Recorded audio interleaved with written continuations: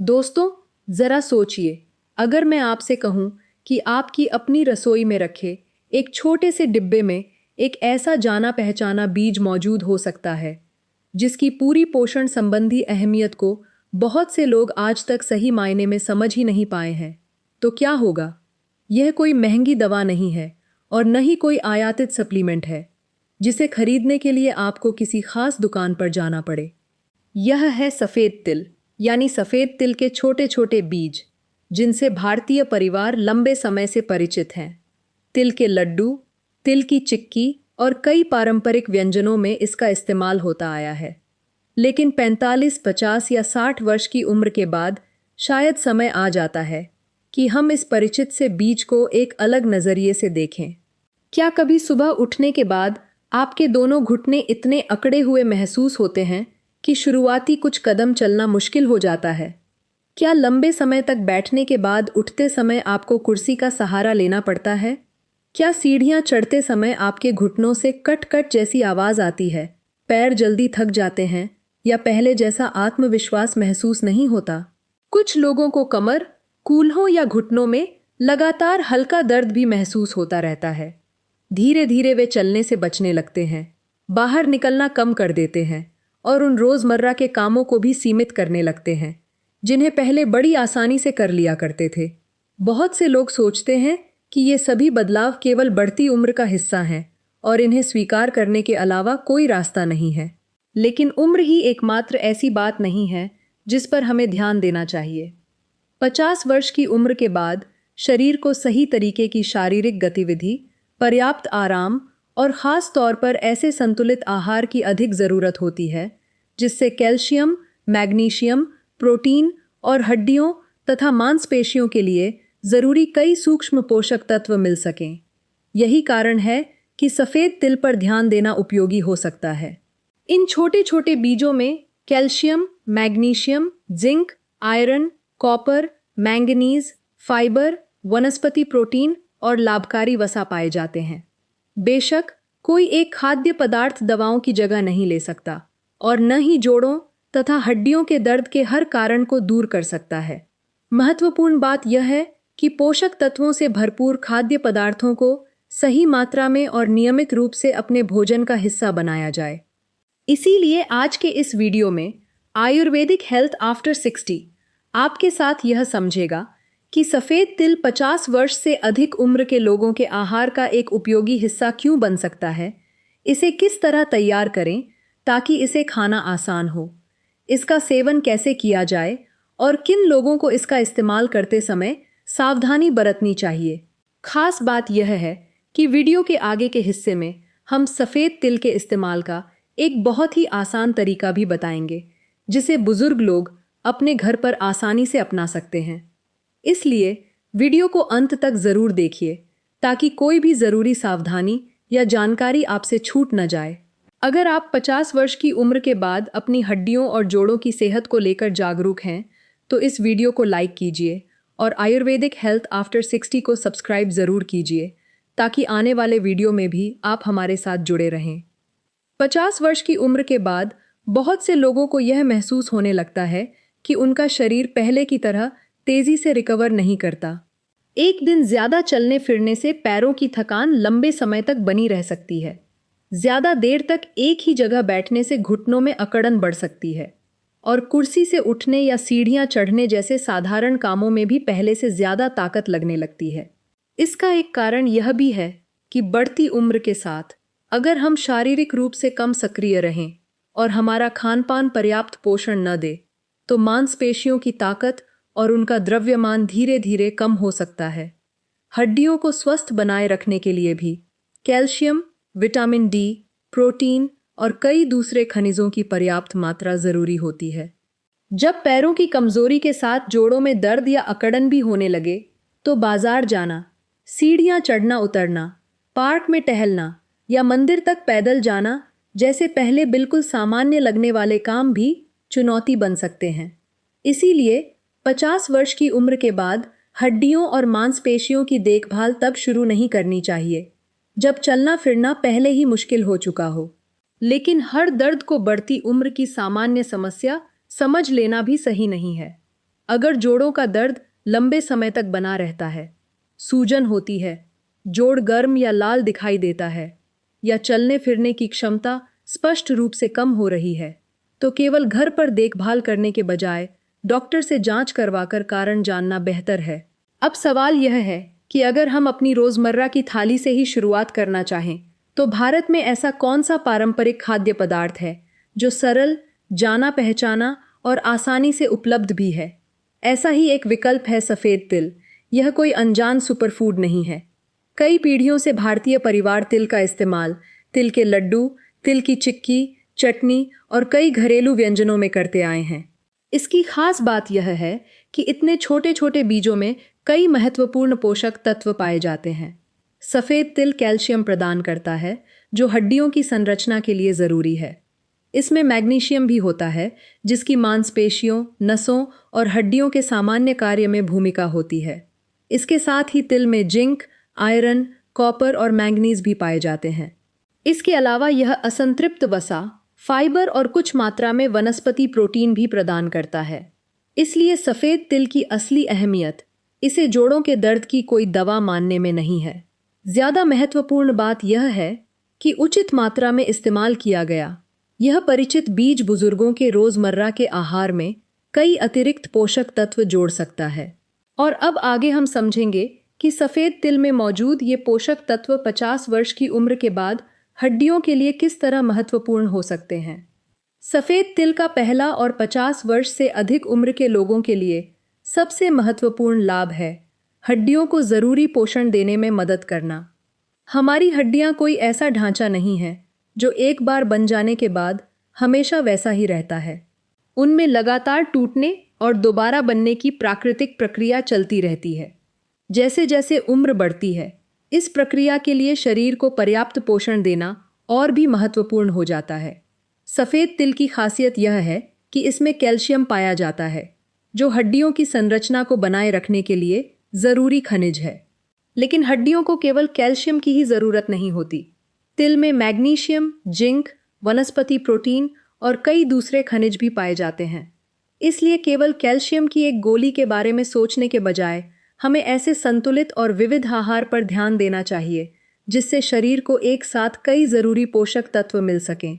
अगर आपकी उम्र 55 या 75 वर्ष है और आपके नाश्ते में अक्सर केवल चाय और बिस्कुट होते हैं, जबकि बाकी भोजन में दाल, हरी सब्जियां, फलियां और प्रोटीन से भरपूर खाद्य पदार्थ कम होते हैं, तो इस आदत में बदलाव करना ज़रूरी है।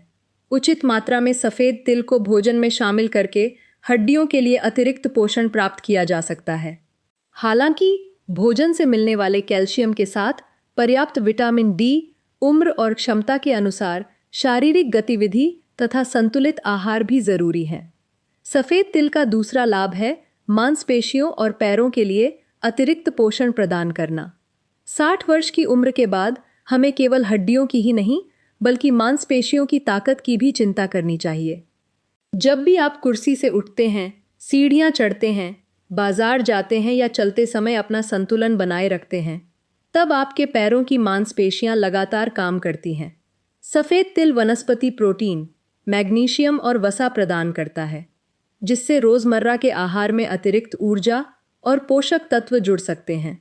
लेकिन इसका यह अर्थ बिल्कुल नहीं है कि केवल एक चम्मच तिल खाने से आपके पैर तुरंत मजबूत हो जाएंगे। तिल एक संतुलित आहार का केवल एक छोटा सा सहायक हिस्सा है। अपनी चलने फिरने की क्षमता को बनाए रखने के लिए अच्छे खानपान के साथ रोज़ हल्की सैर, सुबह घुटनों की हल्की गतिविधियां और अपनी उम्र तथा शारीरिक क्षमता के अनुसार सरल व्यायाम करने की कोशिश करें। 60, 70 या 80 वर्ष की उम्र में लक्ष्य यह नहीं होना चाहिए कि शरीर फिर से 25 वर्ष की उम्र जैसा हो जाए। ज़्यादा महत्वपूर्ण लक्ष्य यह है कि आप जितना संभव हो सके उतने लंबे समय तक खुद खड़े हो सकें, अपने पैरों पर चल सकें और अपने रोज़मर्रा के काम स्वतंत्र रूप से कर सकें। सफ़ेद तिल का तीसरा लाभ है पाचन के लिए उपयोगी आहार का हिस्सा बनना। तिल में फाइबर पाया जाता है, जो आंतों के सामान्य कामकाज के लिए ज़रूरी पोषक तत्वों में से एक है। यह बात खास तौर पर उन बुजुर्गों के लिए ध्यान देने योग्य है जो कम शारीरिक गतिविधि करते हैं, पर्याप्त पानी नहीं पीते या अपने भोजन में बहुत कम सब्जियां और फाइबर से भरपूर खाद्य पदार्थ लेते हैं।